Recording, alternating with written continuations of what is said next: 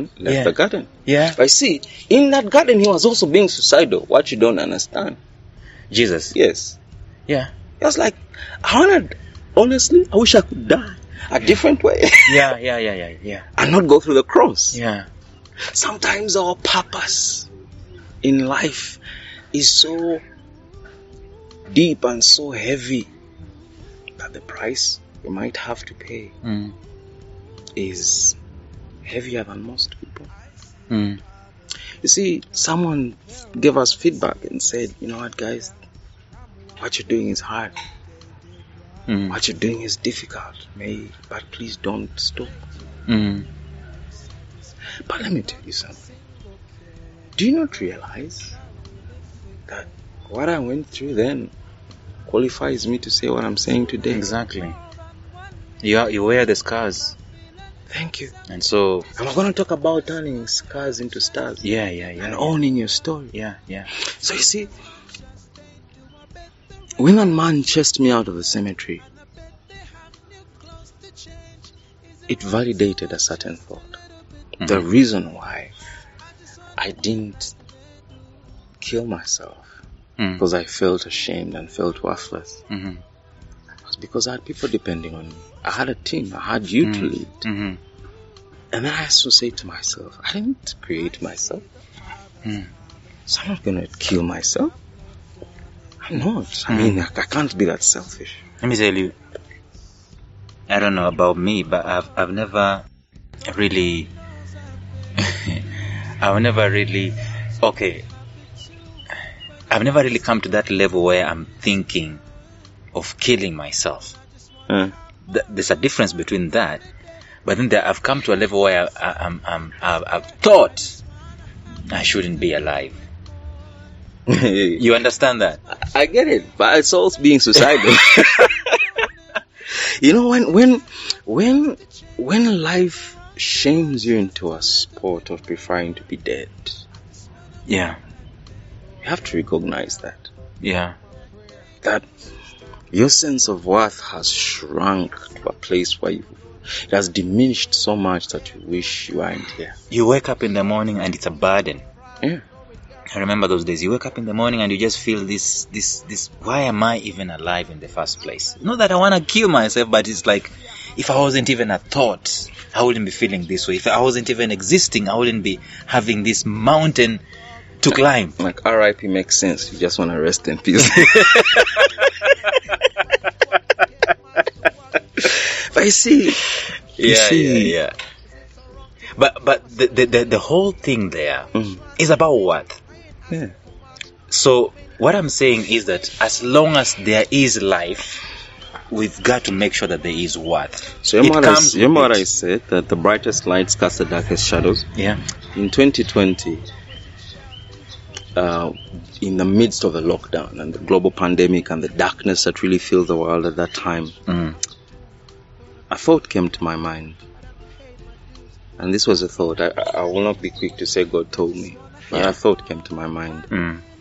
And this was a thought. That the shadows shrink to the smallest in our brightest light. So focus on the light. You see, for as long as you see the sun, that is life. Let me tell you, there's always possibility. And maybe to use your cemetery to tell you a funny story, which I know you know, but maybe our listeners might not know. So a man is late going back home. His normal route is through a cemetery, right? And for some reason, he falls into a freshly dug grave. It's slippery and all that stuff. He tries all he can to get out. He fails. I think maybe for hours on end, right? And then just falls at the floor of that grave, exhausted, breathless. As it turns out, a drunkard, a guy who is totally drunk, was also using the same route, and as fate will have it, I was singing. falls into the same pit, same freshly dug grave. And he goes through the same procedure that the other guy tried.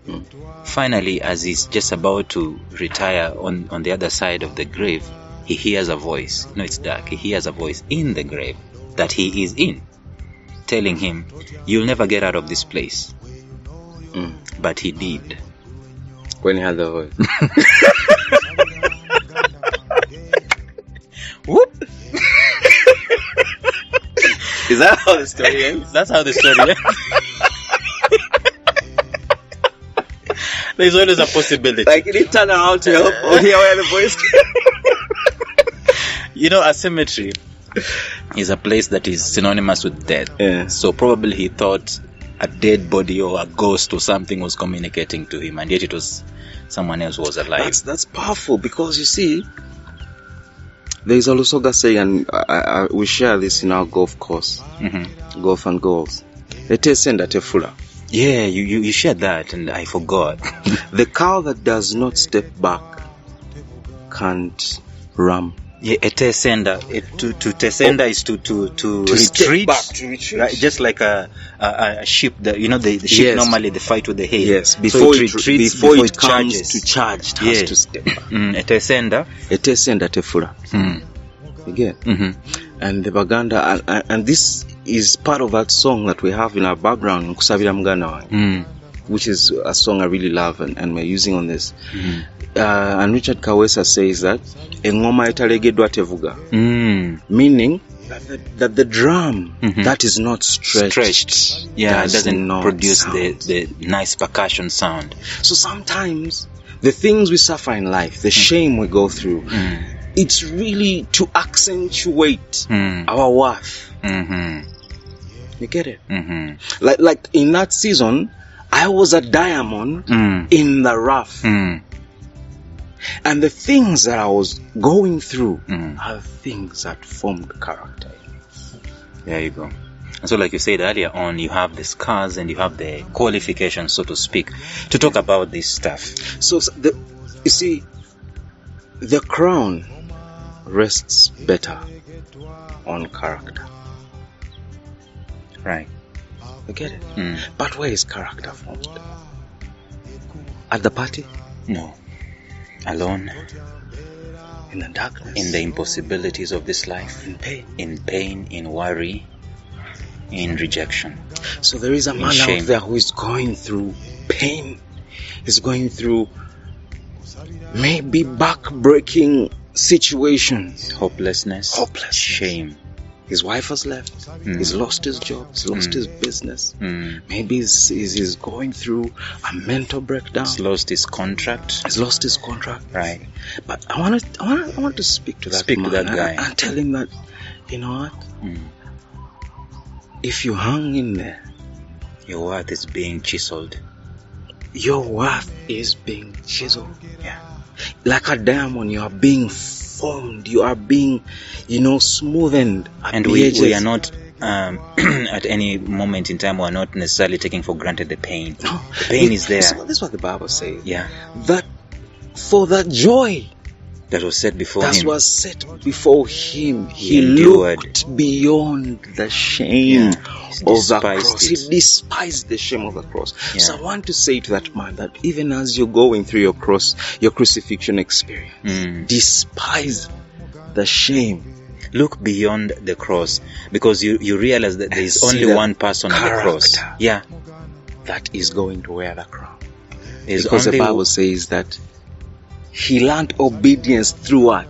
The things he suffered. Like Jesus' character was fashioned in suffering. The Bible says in Isaiah 52 and 53 that he was a man of sorrows, acquainted with pain. You see, when you watch these Hollywood movies of this white boy acting like Jesus, you see pathetic. A man at parties and happy. Everything is smooth. Guys, Jesus was in pain. Yeah.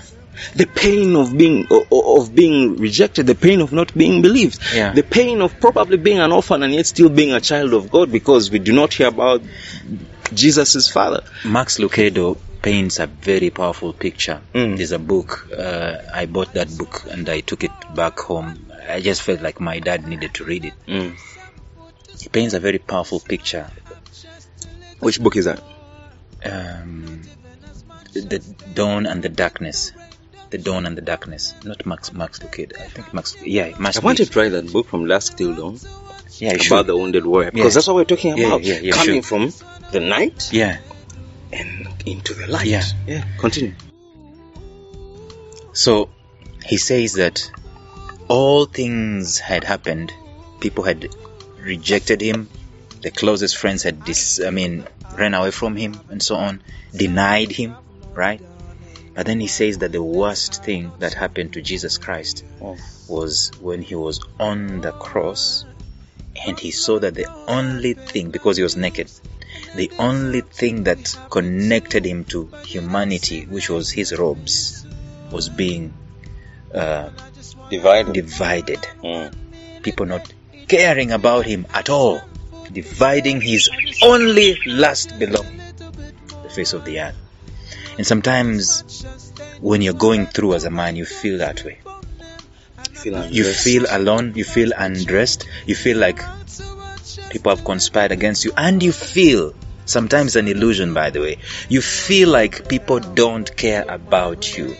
And I want us to come back from the break and just talk about the idea of opening up to people and understanding that people do care if we do X, Y, Z. So we're going to come back shortly. And we do care. Yeah.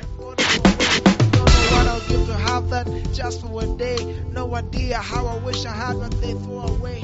Do I even dare to dream of ever having a life, having a house and a dog on a piece of land? Do I dare to dream of one day ever driving a car when all I can think about is walking 10 miles to work? Is it too much to ask for some new shoes once in a while? Is it so wrong to want to have a special meal sometime? I ain't trying to be greedy, I ain't asking for much. I know many others go way more than enough. No, I ain't trying to be dishonoring. I just want to know why all the wealth is so unevenly distributed, and why I work twice as hard and don't get half as much. I thought I was your child too, I thought you loved me too. I'll be honest, I ain't feeling the love that they do. I ain't perfect, but I think I should be happy too. Lord, I've given my 100, I done paid my dues. I'm not asking for the world just to win like they do. I just wanna have more than 1 meal a day, eat my feeling, have some food to spare. I just wanna have just a little bit more, not even as much as they do. I bet the rain don't drip on them, and I bet they have new clothes to change. Is it wrong to want you? Our vision is that through our work, there will be a raising of a movement of godly, solid, covenant men who know themselves, understand their purpose, and are clear about their worth and responsibility to lead the nation's generations, one man to one son, passing on the authentic blueprint of a God kind of man. Welcome back on this last segment, Solid Jamas. We're talking about, we didn't introduce ourselves anyway, but people know who we are. People know who we are already. We're a big deal. We're talking about a man and his worth, which is the second pillar we're discussing. The last pillar we're discussing was the man's identity. And this is the second episode. We're talking about man and his worth. So we've talked about how guys come to have suicidal thoughts, how guys come to have this shame, and they just go through and they feel like their worth is being taken away from them. Even as you hold that thought, have you considered the suicide rate in Japan? No. When you think about what I know is that culture suicide amongst men is higher than across the globe. Across the globe, it's higher than women. And why do you think that is? Now, see, the Japanese culture on suicide is unique because for them, suicide is something you do out of honor. Oh, like if you in the Second World War, before the Japanese were nuked, yeah, their army generals do not surrender. Yeah. So for them, they'd rather commit suicide than face shame. I'm told that's what Hitler did. Mm-hmm. Can of worms. Let's not go there. Are you seeing that, Yeah. that sometimes people think suicide